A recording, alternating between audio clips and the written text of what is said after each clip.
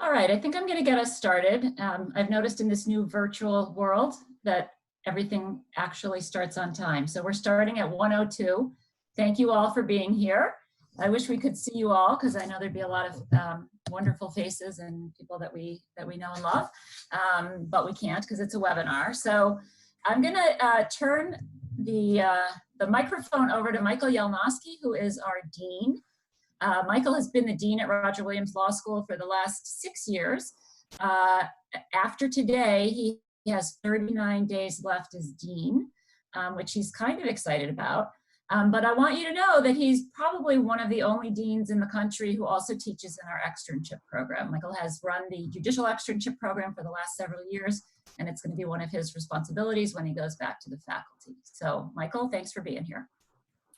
Thank you, Lori. My pleasure.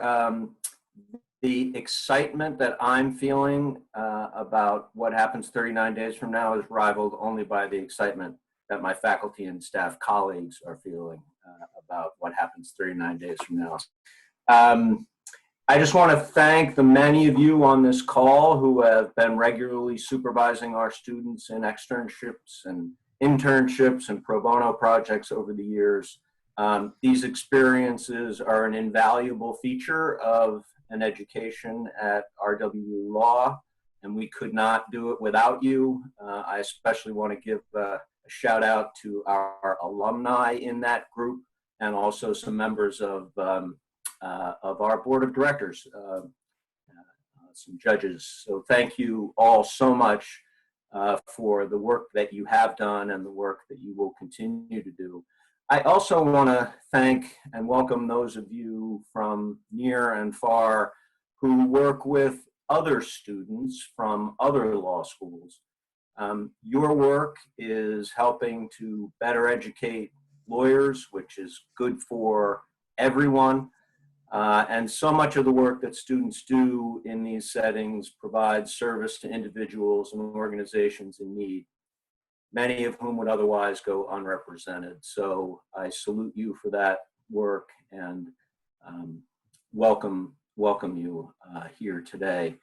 The quality of our program at Roger Williams depends not just on the great supervision of our students in the field, but on great program design, great program management, and great teachers. And I want to quickly introduce to you the three whose capable hands you will be in for this session. The first is the moderator, Eliza Vornberg, who is the director of Pro Bono and Community Partnerships, our New York Pro Bono Scholars Program, and our award-winning Pro Bono Collaborative. You will notice if I start to introduce people that they tend to have 8 or 9 titles.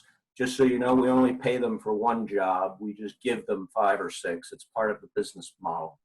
And Eliza is one of those. Eliza was recognized this year by Rhode Island Lawyers Weekly with their Excellence in Pro Bono Award. Next is Assistant Clinical Professor Nadia Humber, who also directs more than one of our externship programs. She's the newest member of the faculty, and although this isn't fair for me to do, I consider her a feather in my cap. Deans are allowed to do that. I'm delighted that she's here, and I know you'll learn a lot from her this afternoon. And finally, Lori Barron, who is the director of the Feinstein Center for Pro Bono and Experiential Education. Lori has been at this for a long time and at it at a high enough level to have received the 2020 Father Robert Drinan Award from the ALS for what I would call lifetime achievement in pro bono program design and management, as well as in using the law school setting as a way to help address the access to justice gap. So you're in great hands. I'm so glad that you're here, and I know that you'll have a terrific time. Thank you so much, and thanks Roger Williams team. Thank you so much, Michael. Okay, here we go. The first thing I want to say, just so you know, after the webinar, we will send you all of the slides a recording of the webinar and some written materials, so please don't feel like you have to take copious notes. We want you to enjoy and soak it in and learn as much as possible. The second thing I want to say is that we will have access to this call until 2:15. So if people are able to stay beyond 2 and have questions, we will have time for that. Okay, here we go. So this is not the CLE that any of us thought we would be having, but here we are. And we know that you've got more on your plates than ever before. You're juggling work and family in small spaces. You're caring for loved ones, and you're struggling to provide the same work product under challenging conditions. And our goal today is to make the job of supervising law students easier for you this summer, and to let you know that we are your partners in making these remote experiences work. We see some silver linings and some new opportunities for the interns of the summer of 2020, and we're excited to share some ideas with you. We know that you all have your own creative ideas about how to make this work as well. So we've also planned a follow-up conversation with you for 2 weeks from today, Thursday, June 4th at 1 o'clock. We will send you a Zoom invitation to that gathering, and we're hoping that that will be a chance for you to talk to each other and share what you're doing and troubleshoot the areas that aren't working. And of course, we'll be there to help facilitate that call. All right, so why Nadia, Liza, and I on this webinar? We were all teaching externships this spring when the world shifted, and our students and all of you literally went from working in person to working remotely over a weekend. You all did a tremendous job. We panicked that our students might not graduate, that there wouldn't be any way for them to get their hours in, and we have no idea how you figured out not only how to work remotely yourselves, but also to keep our students busy and connected. You were amazing. And I know I speak for externship faculty all over the country when I say thank you for enabling our students to complete their externships, get the requisite number of hours, and graduate. Phew, that was quite a time. And we breathed a deep sigh of relief when we got our timesheets in. So now that we have more than a weekend to prepare, and we have a little bit of time to breathe, we've tried to take stock of the lessons we learned on the fly and share those lessons with all of you. We've also surveyed our students about their remote externship experiences, and we've gotten their questions for supervisors and students going forward, and we'll share with you what we've learned from them. And we've been meeting with externship colleagues from law schools all over the country for the past 2 months on a weekly basis, every Friday by Zoom at noon. It's a tremendous community. We've had over 100 different law schools collaborating on these phone calls, and we want to share with you what we've learned from all of them. I want to give a huge thank you to our colleagues at Denver Law School and the California externship faculty, all of the California schools. They both collaborated on terrific webinars for hundreds of supervisors on the West Coast, and they shared all of their materials with us, and we attended both of those webinars, and they were amazing. So you are all the experts at running excellent in-person summer programs for law students, and we're here just to help you tweak that for the remote experience this summer. We know that you're overwhelmed and that first and foremost on your minds is representing your own clients and getting your own work done. And we know, even though we love them, that having students under the best of circumstances is a lot of work. And there are several programs we've heard of recently who've decided to cancel their summer programs, and our students have been left scrambling. So we are so grateful that you have chosen to persevere and make this happen. As you undoubtedly know, summer experiences in law school are critical to our students' education, and you're providing that opportunity to law students during an extremely stressful time in your own lives, when it would be much easier not to take on students. So we thank you, we salute you. You are teaching the next generation of law students, and we are incredibly grateful. One more thing, we've titled this program Best Practices for a reason. We're sharing everything we can literally think of that would make for the best possible remote program. But we're in the midst of a pandemic. So if you're listening to us, rolling your eyes and thinking, well, that is not gonna happen, that's fine. We get it. I would be rolling my eyes. I'm rolling my eyes at some of the things I'm saying too. We just want you each to get a few new ideas to make the summer a little bit easier. So with that, I'm going to ask for the next slide, and I'm going to turn it over to my friend and colleague, Nadia. Thank you, Lori. So as Lori mentioned, we've learned a few hard and fast lessons along the way from our teaching experience this spring, and more importantly, from our students. So as Lori mentioned, we're here to collaborate with you, support you as supervisors, as you supervise our students this summer. So our goal today, again, is just to provide you with some ideas and tools that we hope will be helpful to you moving forward. So I'm just gonna take a moment to give you a roadmap of where we plan to head in the next 50 minutes or so. So for today's webinar, we will take a few minutes to give a brief overview of the ABA rules, just highlight some important ethical rules and discuss their application where we think that they're just going to be most relevant. And we're going to be doing this as we go throughout the presentation today. And we plan to discuss best practices for creating and maintaining relationships with students. We're going to talk about onboarding students and orientation advice, some key communication tips. We're going to share with you ideas for assignments and provide samples, give tips on providing feedback in remote environments, some examples of engagement activities, and then we're going to conclude with a brief Q&A. So for those of you who are unfamiliar, the Q&A option is at the bottoms of your screen. You'll see an icon that says Q&A, so you can type in your questions there. If we do not get to your question today in the Q&A, then we will make sure to email you with an answer on Friday or early next week at the latest. So we're committed to that. Next slide, please.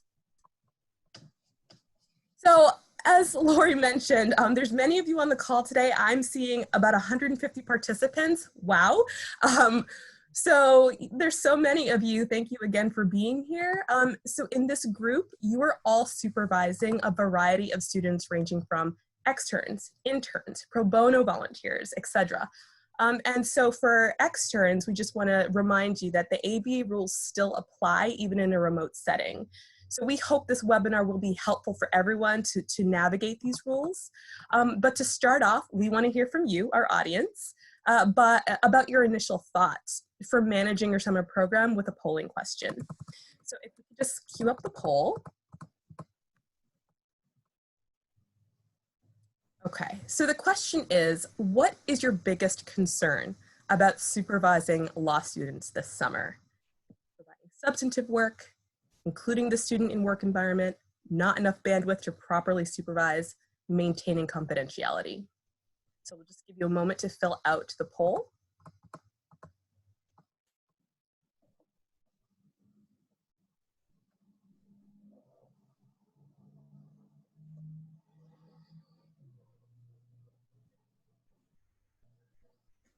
Okay. And whenever we want to queue up the responses. Okay. All right, so it looks like including the student in the work environment. I'm very happy to hear that that is some of your major concerns. That's definitely going to be a theme in today's presentation. I'm also seeing the second largest concern being providing substantive work. So thank you all for participating in that poll. So we just really wanted to get a better sense of what some of the most common concerns in this group are. So thank you for enlightening us.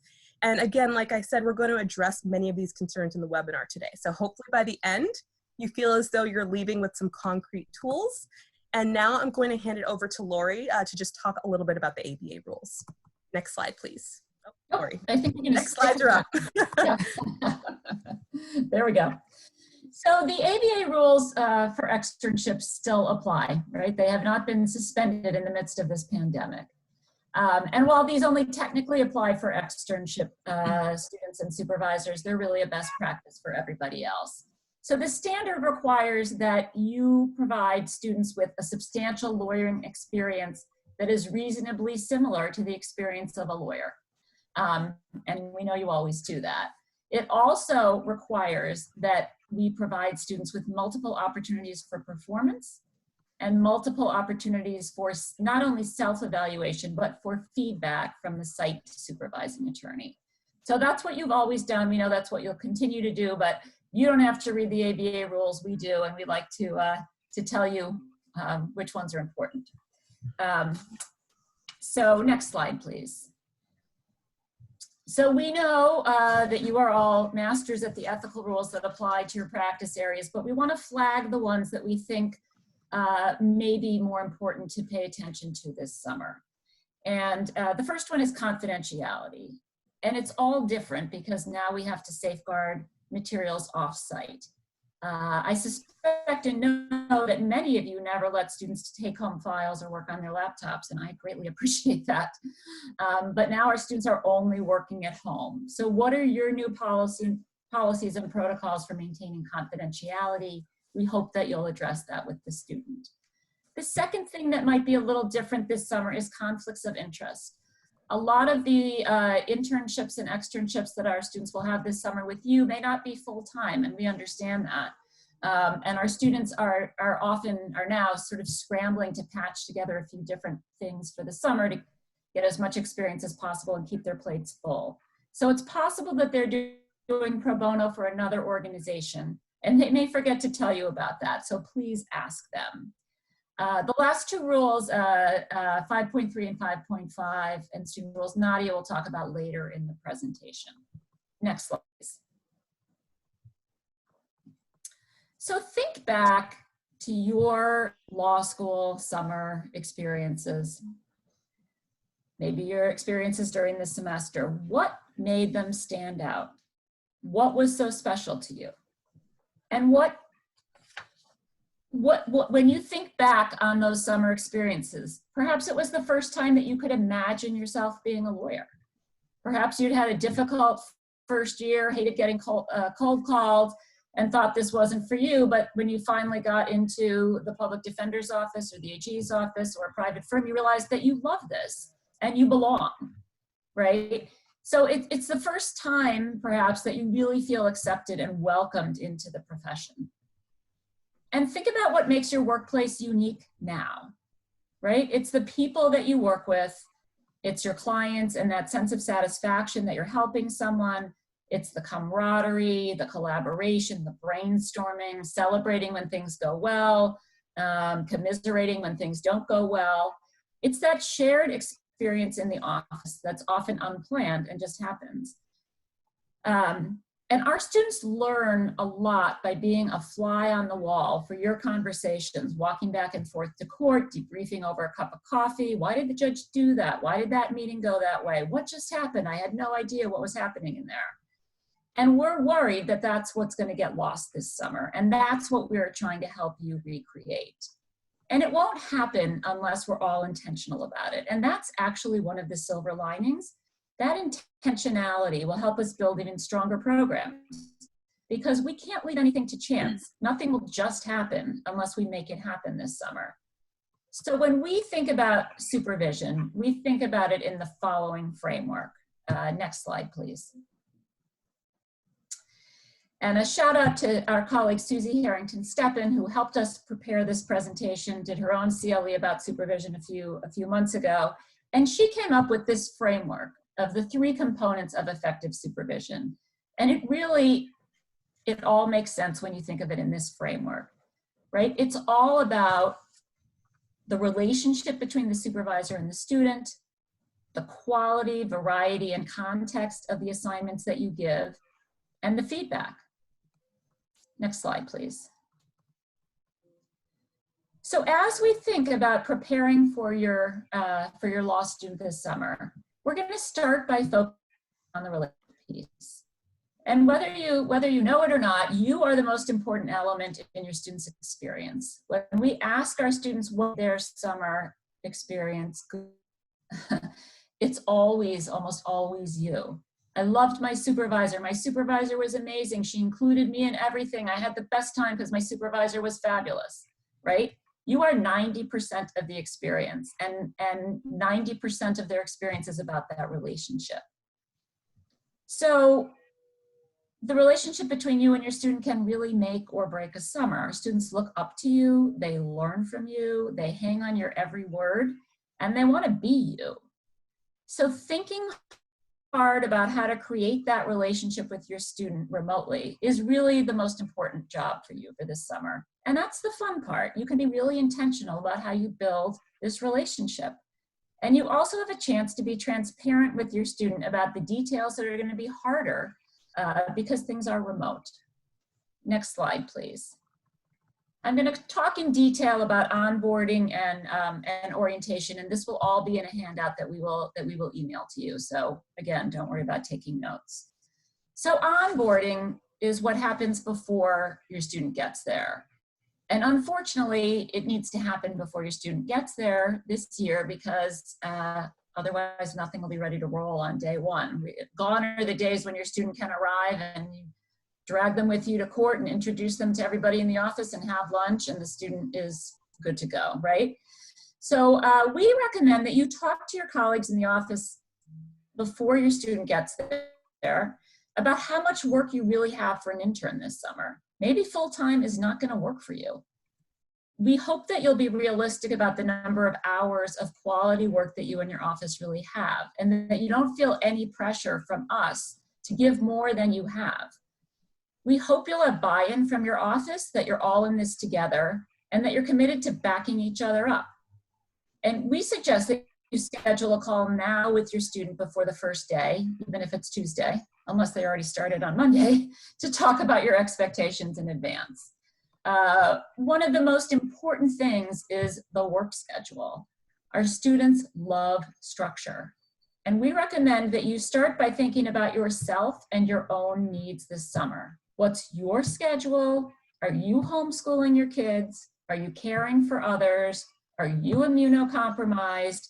And if your work schedule is not typical 8:30 to 4:30 or whatever, then please share that with your student to see how you can coordinate your working hours. Our students are in the same boat. Some of them are homeschooling, caring for toddlers, taking care of parents, and being realistic and honest about what you each have played is going to go a long way this summer to making this work. We really recommend having a set schedule so you both know how and when to reach each other.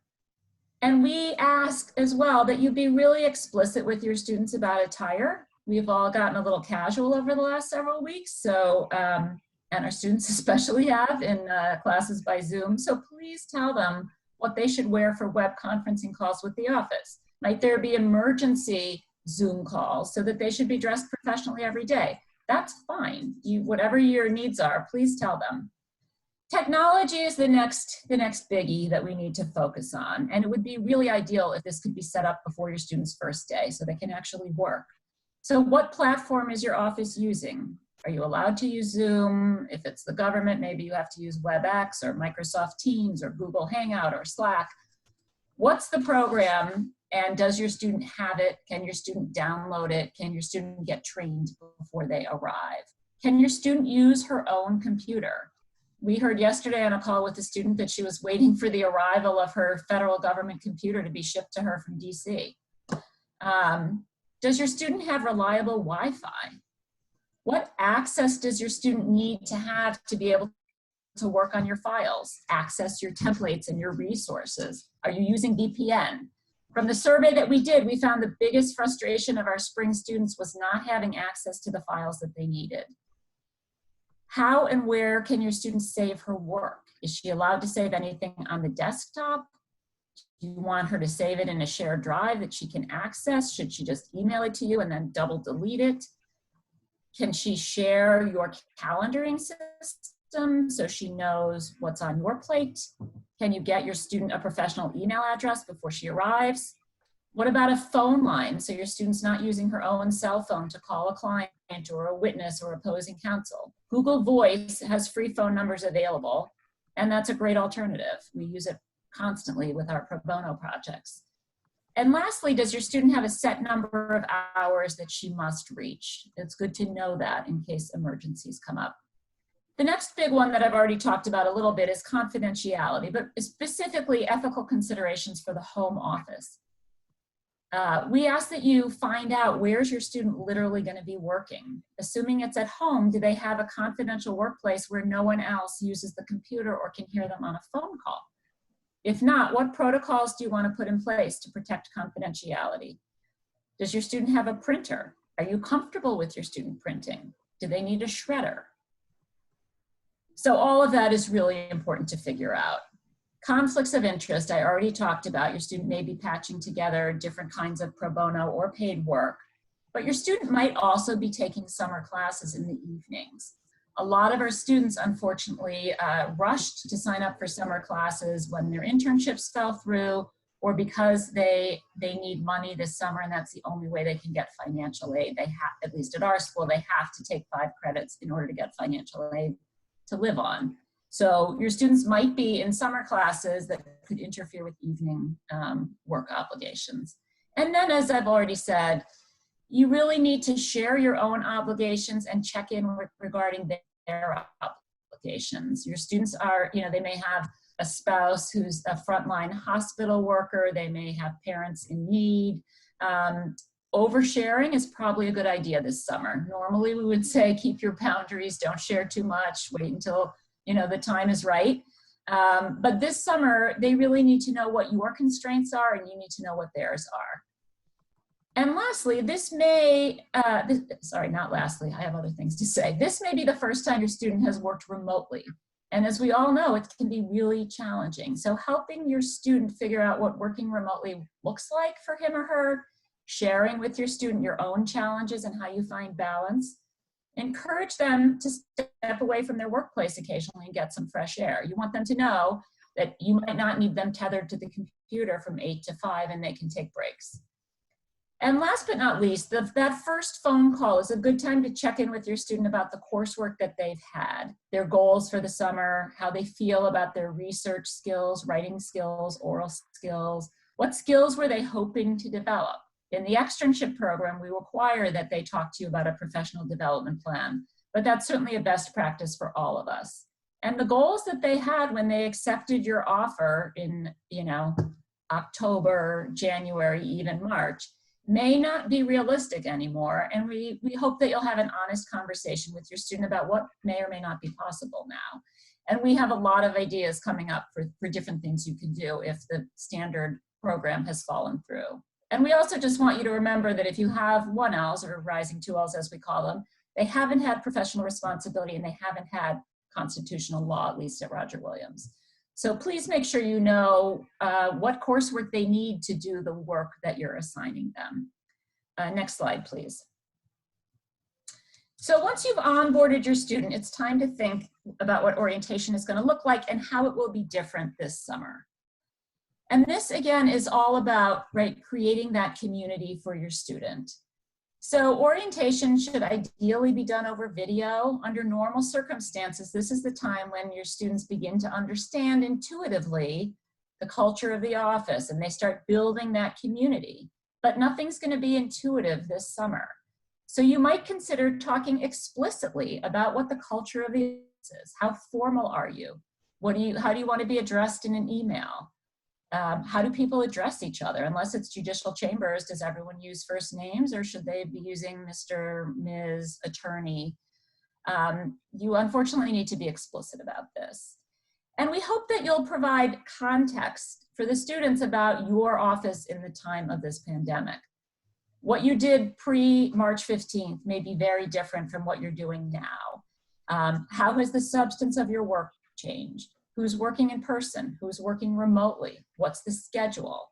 Has your mission changed? Has your funding changed? Have you assumed new responsibilities because you're literally managing the response in your state? How are you going to connect your students to the office and build community in a time when disconnection is running rampant, frankly? Will you have a standing meeting with the whole office every morning? We know that one office starts each day with a 10 o'clock meeting through Google Hangout. The entire staff, paralegals, administrative folks, lawyers, and they discuss substantive issues if necessary, and if there's nothing on the agenda, they have coffee and chat. And our student said that this made her feel so connected when they went remote. So what's going to work best for you and your office this summer? How are your students going to meet the staff? Can everyone pop into a Google Hangout the first day? Do you want some folks who are working remotely and can't get on Zoom calls to record a video telling folks what they do? Can you give students a virtual tour? Somebody literally in the office who can walk around with their computer. Supervision. We strongly suggest that you have a backup plan for supervision. Can you designate another supervisor to be your backup? We actually had a supervisor in a very small office get sick this spring, and there was no plan in place, and our student really had to scramble to get work to do. And this may be the summer to assign a mentor. We know many of you have extensive mentoring programs, and they take a lot of work, and they're hard and they're great. But perhaps this summer you might just assign a mentor to each student, somebody who's recently out of law school, who's more, age similar to the student, who can function as sort of a peer supporter. The more support, the better this summer, and we want to have, I was going to say boots and suspenders, but a belt and suspenders approach. How will the interns meet each other and stay connected to each other, right? The interns going out to lunch, the interns going out for drinks, that's not going to happen. So perhaps you might schedule a meeting for them to talk just to each other. You can encourage them to plan it and take ownership of it and tell them you do not want to be included, that you won't feel left out, right? And lastly, if you're doing any of these virtual hangout things, include your students. I Googled, I don't do many of the ones that don't include drinking, but there are many virtual hangout ideas on the internet. I Googled it yesterday, and I think I'm going to start painting with my friends. So there's a lot out there that you can do, and if you're doing it, please include your students. Next slide, please. So this is the summer to over-communicate. And that's not the same as micromanaging, but rather trying to have as many touch points with your student as possible, because you can't run into each other in the bathroom or at the water cooler. And remember that your students might not have the best internet connection or be in a living situation that makes video conferencing work. So you and your student together need to decide what communication method is going to work best for you and the student. So you need to think carefully, we think about the plan for one-on-one communication. And we recommend that you be very intentional about this and that it should all start with you. How do you like to communicate? Your comfort level is most important, and your student will adapt to you. Text, email, phone, web conferencing, and can the student get on board with the same plan? Your students crave structure, even when there's not a pandemic, but they really crave it now. And they really don't want to be a burden to you or bother you. So we found that even our students who had 8 weeks in person with their supervisors and then went to remote work for the last 6 weeks, they were reluctant to call their supervisors. They would rather sit at home worrying when they're confused about an assignment than bother you. And if they've sent one email and they haven't heard back, they won't bother you again. So it's really crucial for you to let them know, hey, if I don't respond to your email within a day, email me again, or text me, or call me. The last thing I want is you sitting there not knowing what to do. If I can't talk, I'll tell you that. Or you might say, hold it until the standing meeting and I'll check in with you every day at 9 o'clock and you get 15 minutes. Whatever it is, just be explicit about it and do it within your comfort level. Perhaps you schedule a standing meeting by Zoom, maybe every day that the student is working, or at a minimum once a week. 30 minutes is plenty for that meeting. It's really much more about the structure than the depth of those communications. You can ask your student to set the agenda for that meeting. Probably start with a personal check-in. Is everybody still healthy and safe? Any changes at home? And then update assignments. Are you sharing a Google Doc with a spreadsheet of assignments? Do you know what the student has gotten feedback on or not, if you're not the only attorney? And what upcoming opportunities are there for observation and engagement? Where can the student be a fly on the wall?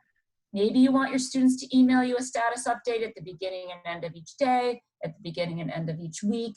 That's totally up to you. But figure out what that plan is so that everybody's expectations are clear. And then we would encourage you to think about the structured communication within the office. Are there office-wide meetings? Are there daily check-ins? Are there case strategy sessions? Are there brainstorming sessions, case crunching, training? Anything that you're doing as an office, if it's suitable for the student, and even if it's marginal, please include them. And then we ask that you also think about the unstructured impromptu communication. And that's what we're worried is most likely to fall by the wayside, right? You just had a difficult phone call with a client. You pick up the phone to call your best friend in the office and debrief. Can you include the student, right? These anecdotes and war stories are often the most meaningful part of the experience for them. And if it were me, even when it's not a pandemic, I write a lot down. So I would probably take a Post-it and stick it on my computer and write Nadia so that I remember to include my student every time something happens. I'd probably stick it many places so that I wouldn't forget, all over my desk. So just remembering to include your student. Next slide, please. And then I'm nearly done. I'm conscious of our time. From our student survey, this is what our students had to say about communication. I think it is essential for the supervisor and student to clarify what they need from each other regarding check-ins. Students need to feel empowered to ask for what they need, especially as they figure out the flow and culture of the office. Supervisors should make clear how and when they're comfortable being contacted. And also, this is a weird time, so everybody needs to be willing to engage in some trial and error to see what works. Creating an open line of communication and being willing to change course will be important. Communication is key. A feeling of being connected makes remote work feel more doable. Next slide, please. We also asked our students what their supervisors did to make them feel included. I love being a part of the daily meetings. It makes me feel a part of the team. My supervisor is great versus on email and the phone. I have not felt disconnected at all, other than the fact that I'm not physically in the same space as my team. My supervisor sent me updates on the cases I worked on, including forwarding me the opinions. Texting became more important and effective as a way to break out of the flood of emails. So there are ways to make your students feel included, and we hope that you'll engage in them. Okay, next slide, and I'm gonna turn it over to Nadia. Lori. So, reoccurring theme that we've all just heard Lori talk about, communication, right? So you'll be communicating with your students about assignments often, delegating assignments, managing assignments, responding to questions about assignments, etc. And this will require some pre-planning on your part for a remote-only experience. And we know, again, that you are all extremely busy. The groundwork won't necessarily require too much heavy lifting, though. So hopefully my tips today will streamline some of your preparations, and that's my hope. Also, the remote environment, again, is an opportunity to really think creatively about how the relationship between you and your student can be mutually beneficial. We are focusing, again, on substantive tasks today. The ABA rules for externs also require substantive legal work, and students are eager to really get assignments done and add value to your practice. Being remote, as you may have gathered, of course, while challenging in many respects, has also has some advantages in terms of schedule flexibility, accessibility with the use of conferencing platforms, online tools like Microsoft Teams, really at your fingertips. So from the student's perspective, it really requires many of them to be hyper-focused on tasks and increase their efficiency depending on their home environments and family obligations. So trying to maximize these advantages in a remote experience is key. And something else quickly to think about, now that your students are not physically present in your office, it's that much harder for them to understand and absorb the broader context in which assignments are given. And Lori mentioned this earlier. You can demystify the why behind an assignment by providing your student with some background about where the task fits into your agenda or your mission, as well as a better sense of your workflow. So enlighten them on how the pandemic has shaped or changed the daily work that you are doing. Share what your main priorities and share what are your main priorities and how a certain task fits into the broader picture. Also, providing a more contextual understanding of assignments in your weekly meetings will be helpful for your students who are trying to piece together the inner workings of your office while not actually being there to observe it firsthand. So in the survey responses from our students about what made their online transition easier was clarity in assignment instruction. So because you and your team will likely send students assignments via email. You won't have that face-to-face opportunity to pick up cues from your students about their potential confusion on an assignment. And students won't have that immediate window of opportunity to ask you some clarifying questions. So, workflow will go more smoothly if you explicitly communicate your expectations about an assignment. Is the new task that you just assigned a priority over the one that you gave earlier in the week? How soon do you want it done? Being explicit about timeframes for completion will be important for moving things along. And when necessary, consider providing resources that you've used or materials you can reference to help the student get started, because they won't have access to regularly used practice guides or materials that have been housed in your office, right? They just don't have access to those anymore. So the student will need to take ownership, of course, over their own assignments and ask pertinent questions. But make sure to be available for those questions once a student has had a moment to digest your instructions. Think about how you want to receive those inevitable assignment questions. Do you want them via email? Is text okay? Is the office chat feature preferred? So just some things to think about. Next slide, please. So it's also important to remember Rule 5.3 and 5.5 as they relate to completed tasks by your students, specifically in a remote setting. So Rule 5.3, responsibilities regarding non-lawyer assistants, may present challenges working remotely because you do not have that more direct oversight over your intern. And students see less of you, and more importantly, they see less of how you are doing things. So, and I'm sure you all know the rule, but just for purposes of the CLE training, the rule requires for you to ensure that students' work is compatible with your professional obligations as a lawyer. So if your student is doing direct client service, think about how will you demonstrate for your student what it means to stay within the bounds of the rules of professional conduct. What opportunities or training will you give to them to learn and practice professionalism? Do you plan to have your student contact clients directly? That's great if you do. The best way for them to learn is to do it. But how will you make sure that they meet the minimum standards of professionalism? Just questions about. So modeling for your student is that much more important in a remote setting.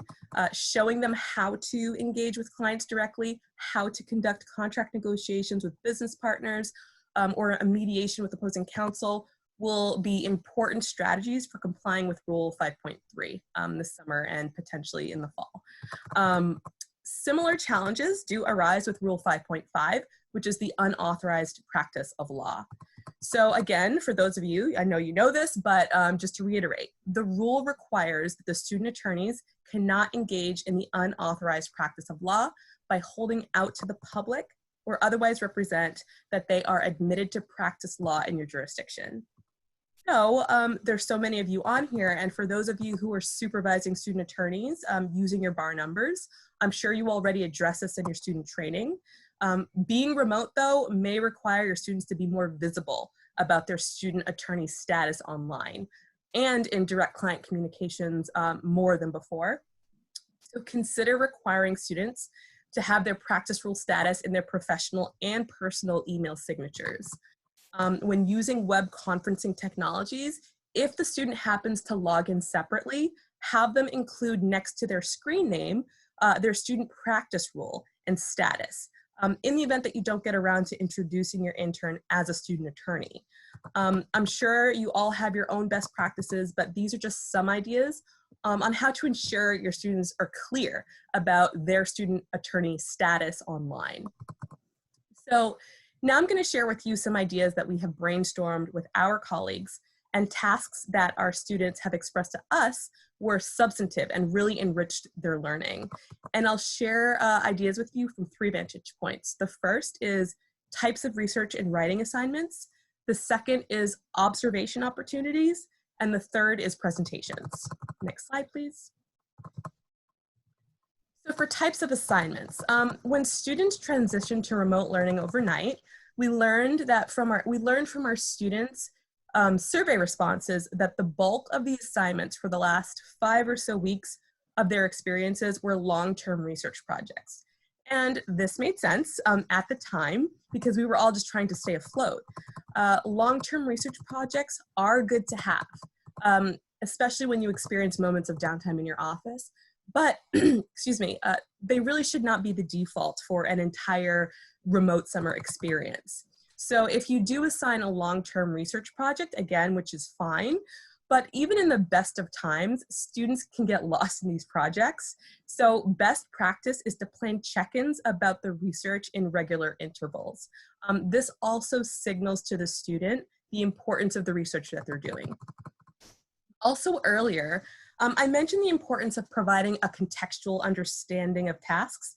Another idea to consider if you experience downtime in your office is to have students read a book that is relevant and really informs the work that you were doing. Understanding context in this way is time well spent, and it requires little oversight on your part. So if you can, take an opportunity to discuss important background from the book with them and see if they have any questions. Again, we really want whatever the students are working on to be useful for you despite being remote. And if that means students work less hours on shorter, richer projects, and you're providing more frequent check-ins, that would be a better experience for students. So just to reiterate the point that Lori said, it's more important to have quality over quantity of assignments. And really, the relationship with you is also very important. So next, I'm going to share some ideas for research and writing projects that work well for remote experiences. So while students can certainly work on traditional legal research and writing projects like legal memos, case summaries, redlining contracts, drafting client correspondence, etc., some legal writing projects that can be done in addition to more conventional assignments are tracking policy updates and changes in regulations, or updating manuals and office resource materials. Is there an article, newsletter, or professional media publication that you've been meaning to start but haven't had the time? Consider having your student do the research and start a draft for you. Being that all of our industries are changing quickly and dramatically around us, consider having your student write rapid response one-pagers for your team, or cheat sheets for clients representing themselves on web hearings. If there is a legal trend or shift happening in your area, have the student do a comparative law survey and analyses of the regulations, local executive orders, so on and so forth in your region. Also consider having your students write fact sheets for clients with links to essential forms. Just some ideas to think about. Next slide for observation, please. So we've been talking about how the crucial aspect of in-person office, the crucial aspect of in-person office life that often leads to those impromptu observations by student, just by virtue of being involved in your everyday operations, is an essential piece of the learning environment. A real concern for students, again, is the loss of those precious opportunities that just don't happen as easily online. And many of you mentioned that today in the poll, right? So the need to be intentional about inviting your student to observe in various settings is more important than ever. And a good way to make sure that this happens, look at your calendar now and see to which meetings you can invite your student. So meetings that you may not even have considered having your student observe, the difference now is that even those routine gatherings with your colleagues are prime opportunities for a student to absorb what it means to be a lawyer in your particular practice. If you have a virtual deposition or a hearing scheduled, invite your student to shadow. Any direct client contact you may have, invite your student to observe. For client interviews, have your students sit in and write up what happened in the meeting, just as easy as that. Now, you know, that we're all online, again, there are so many webinars to register for. I don't know about all of you, but I cannot keep them all straight. Never mind actually attending them all. So if you find yourself wanting to attend a webinar but can't find the time, have your student attend. Write up a summary of important takeaways from the webinar and report back to you. Another time well spent. Next slide for presentations, please. So student attorneys will likely have fewer chances to present in front of judges or conduct hearings this summer, but there are many ways to hone important presentation skills in both formal and informal settings. So more ideas, consider having students prepare for and lead team meetings, present case debriefs, discuss their research on conference calls, present a summary of their findings in both intimate and larger weekly meetings, and perform client, as well, also another idea, perform client intakes. For in-house practice, have them participate in a contract negotiation on a topic that you actually anticipate will be discussed. If a student is working on a case set for virtual hearings, meet with the student before and have the student debrief their performance with you after. Or if you have a hearing scheduled and the student may otherwise not have an opportunity to conduct a hearing this summer, have them help you moot your argument for the hearing. They would love that. Another idea is to have your students organize a brown bag lunch and moderate speakers or manage a project with their assigned mentor. And other important lawyering skills that you can involve your students in that take little effort on your part really, but that do provide excellent training for lawyering skills, is to have them gather information or investigate on behalf of a client. They can be the ones that conduct agency outreach. Just a couple more ideas. So finally, students can take time off your hands by training clients also on how to use web conferencing platforms for virtual hearings.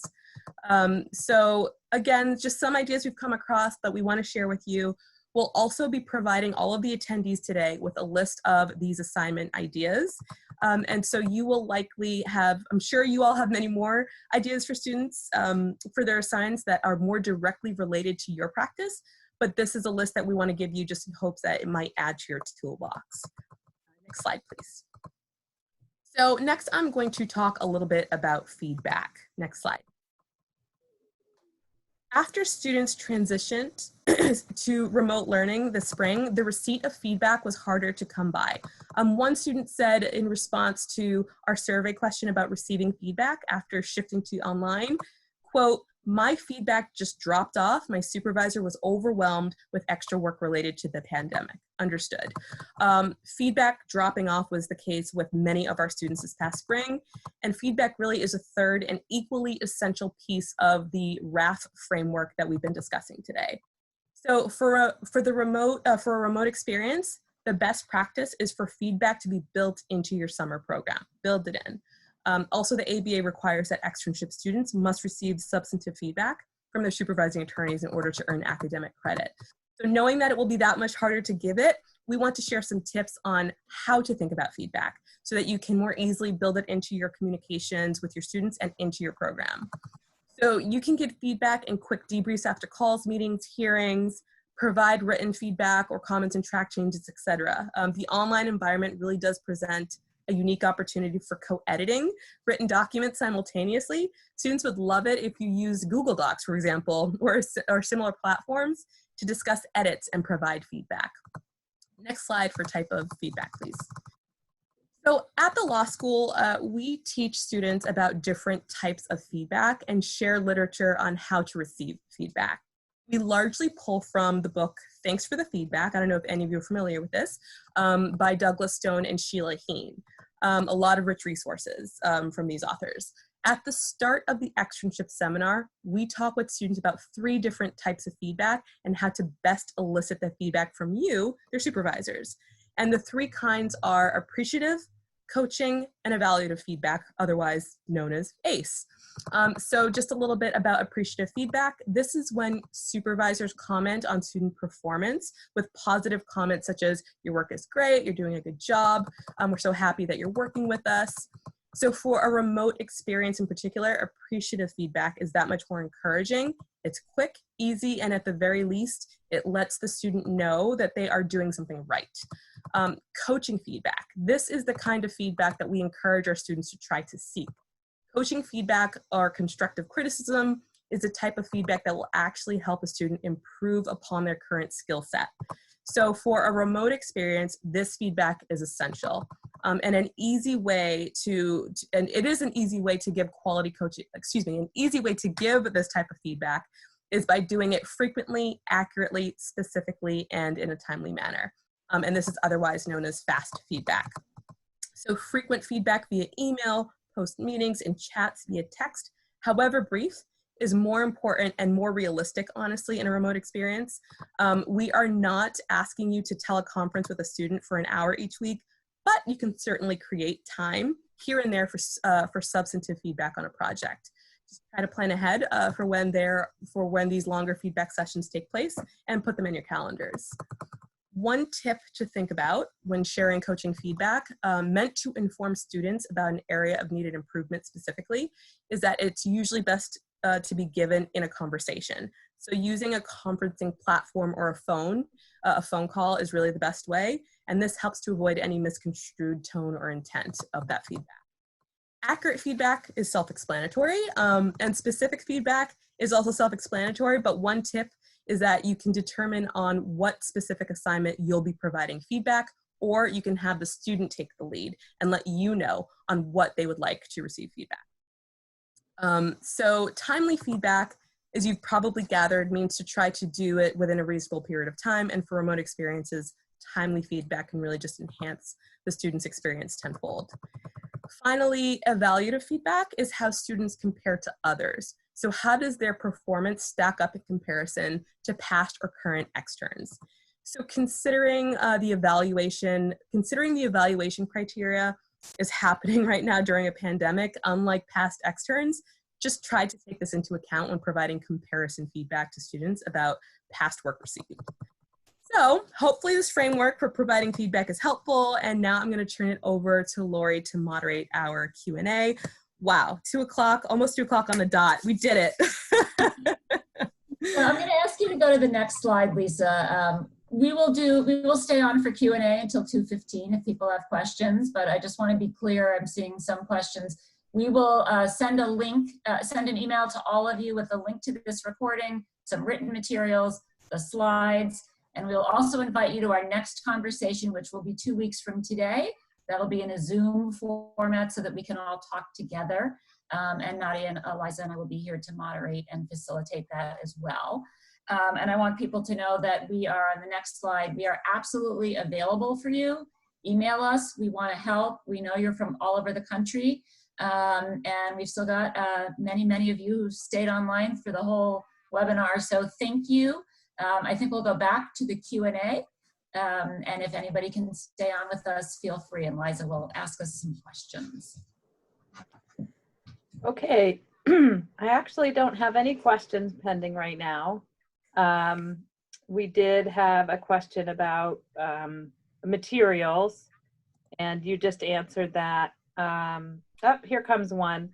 Could you provide us the platform you used to create this webinar? It was an excellent presentation, and I hope to use it with my students.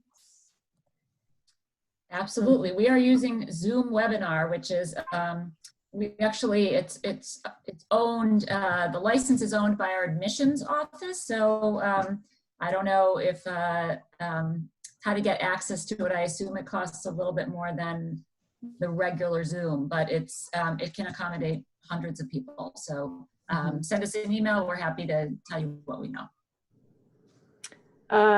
Another question is, are you doing a similar seminar for the students?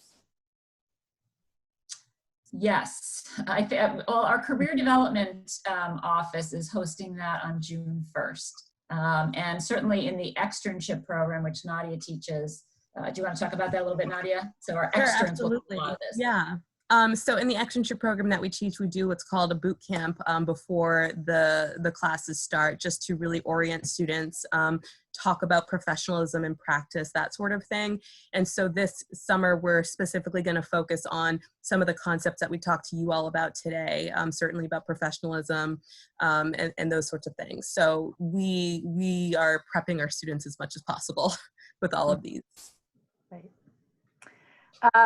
Another question, most of the tips seem to presume the student is assigned to a specific attorney. What if you are a group office and students do not work for any one person? I'll take that. I think that's challenging. And in our program, I feel like our students, we try not to let that happen, at least when students are doing an experience for academic credit. Because the student gets lost in the shuffle. Be happy to talk to you offline if you want to email me, but I think especially with the pandemic. I mean, either, I guess, all of the attorneys who are providing projects to the students could all be similarly trained, and maybe you set a schedule. So one attorney's in charge of the student each week. But I think it's really important for there to be a lot of communication among the attorneys, so the student's not getting assignments from 5 different people and not knowing how to prioritize, and one attorney thinks the other attorney is given feedback. And so I think it's just harder to manage. Yeah. And one thing I'll just add to that is for the externship program, there is an attorney of record that we have.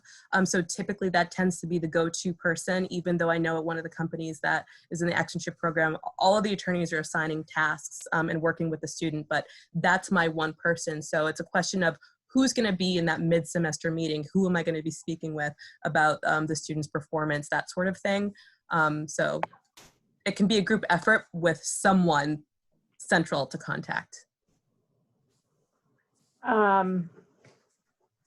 Here's another one. Do you have any recommendations for how to balance the need to over communicate with the exhaustion fatigue from students having to over Zoom all this past semester? I think Zoom fatigue is real. Yeah. And I think that shorter meetings are better than longer meetings. Meetings that you know there's an end time for, when you're going to get a break, get some fresh air. And I think just being really transparent. How exhausted are you? How much can you tolerate? I think it would be a great problem if your student felt like you were communicating with him or her too much. And I think you could adjust that. I think from the student's perspective, it's never too much. They crave it. And again, from our survey, students who felt disconnected attributed that to less communication and less contact. Yeah. And I'm just going to say, don't underestimate the power of that telephone call. I mean, I know that now I just won't, a lot of the meetings that I have that are like 5 minutes or so, 10 minutes, I'm just call me. So I'll do that. Yeah. Yeah. Somebody is asking if we know anyone who has experience with students participating in the court hearings that are now remote or telephonic. I don't, but maybe. I think there's been some traffic about this on the clinical listserv that we all follow. So I don't have any particular knowledge, but again, you're welcome to email us and I can search the listserv and see what people are talking about or who knows about it. Happy to do that.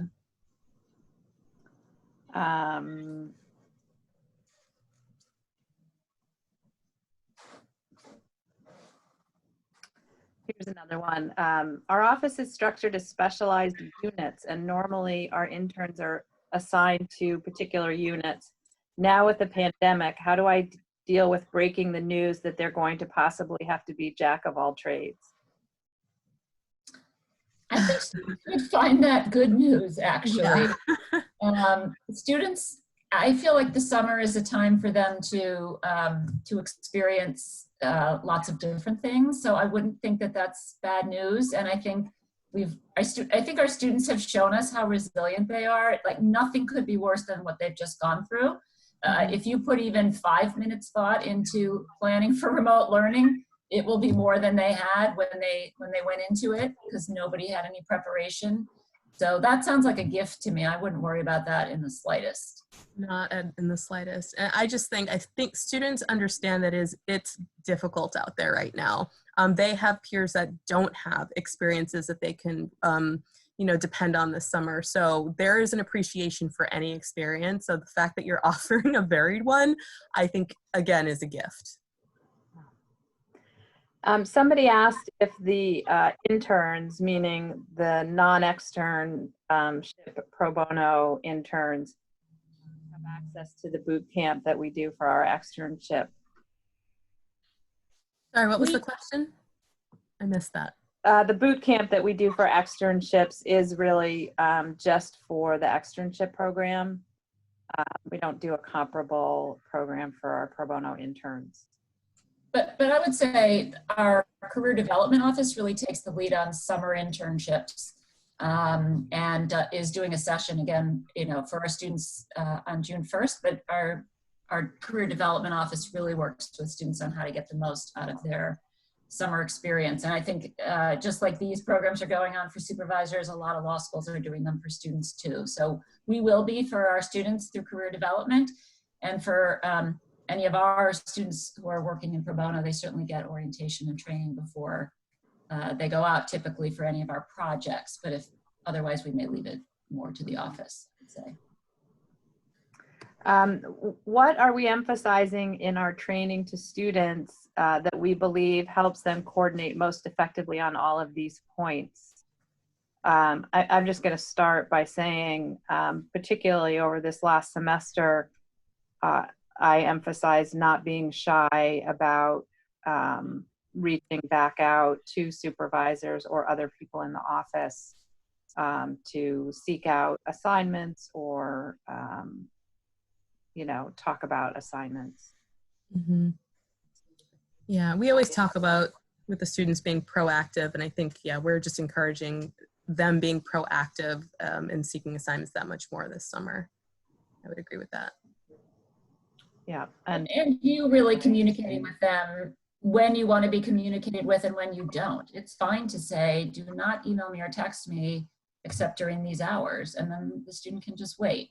But if so, do it within your comfort level. But I find often, we can tell the students, please reach out again. Your supervisor won't mind. They don't trust us. And then we'll go to a mid-semester meeting and the supervisor will say, you really could have bugged me a lot more. I was waiting for you to bug me. Mm-hmm. So I think we're just trying to encourage the most transparency about everything this summer. We don't want anyone wasting any time when they could be, going down a rabbit hole, and they should be going in the other direction. Mm-hmm. Yeah, I had a supervisor in the mid-semester meeting say, oh, you can always text me.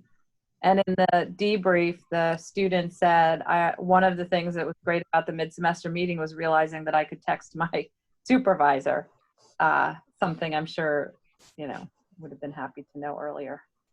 Mm-hmm. And I'll just add, I think it's good for people to know that even our older second career law students are still shy about seeking feedback. There is this intimidation factor, and we often, as we're prepping our students for mid-semester meetings, it'll be like week 7 and we'll say, well, what do you think, what does your supervisor think of your work? And our students will say, I have no idea. I can't tell how I'm doing. I don't know if I'm doing well. She hasn't said anything. I really don't know. Like they're afraid to ask. So we try to empower them, but the more that you can empower them as well, the better. One more.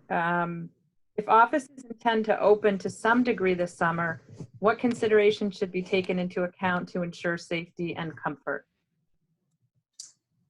I think here we are going by whatever the Rhode Island Department of, whatever our governor is telling us to do in the Department of Public Health. And we have told all our students that they should, so I assume most offices are going with whatever the Public Health Department is saying.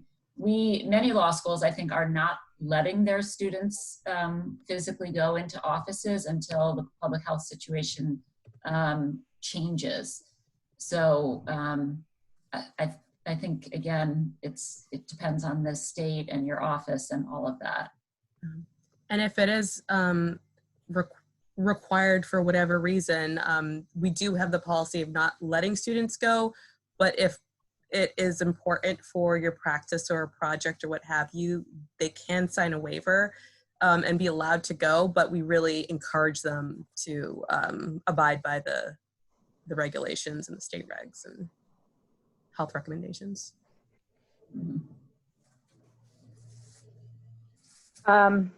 Yeah, somebody just commented that their problem is similar and that they don't have enough equipment for the staff. To work in the office. Adjusting all around to. Yeah. Yeah, I mean, I think everybody's figuring this out right now, and the law schools are trying to figure out how we can go back in the fall and have everybody be safe as well. I don't think anybody's conquered this yet. And certainly if if your staff is going into the office and you can't accommodate the law students, they'll have to remain remote, but they'll still be glad to be involved. Mm-hmm. our students are thrilled for any experience this summer, and a lot of them are not going to get any. So whatever you're giving them is going to be better than the alternative. And Our that's last for now. Yep. Unless. All right, so let's just go back to the Hold on. slide. One more question. You mentioned a waiver. Do you have a model? We do, and you can email us and we'll get permission from our general to share it, sure. So just back to our information, feel free to reach out to us. We hope you'll join us again. And I'm sincere in that the three of us are happy to answer any questions. So email us and we'll make a time for a conversation. Thank you so much for coming. Thank you, everyone. East Coast. Thanks Take for care, joining everybody. us. Bye-bye.